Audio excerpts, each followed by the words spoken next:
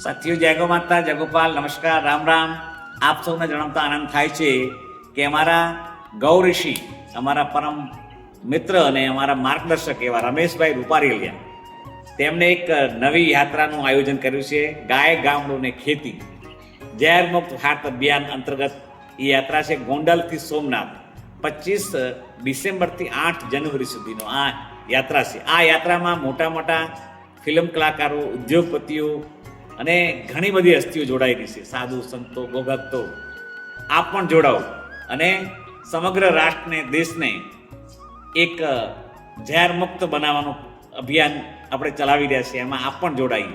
આ યાત્રા માત્ર યાત્રા નથી, એક ઝેર મુક્ત ભારતને ઝેર મુક્ત કરવાનો સંકલ્પ છે.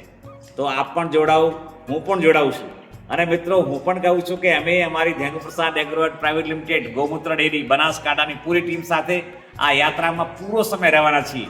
આપ પણ આવો, આનંદ લો અને આ એક નવી યાત્રાને એક ભારતમાં ઝેર મુક્ત ભારતના સંકલ્પને સાકાર બનાવવા આપ પણ જોડાવો. જય ગૌ માતા, જય ગોપાલ.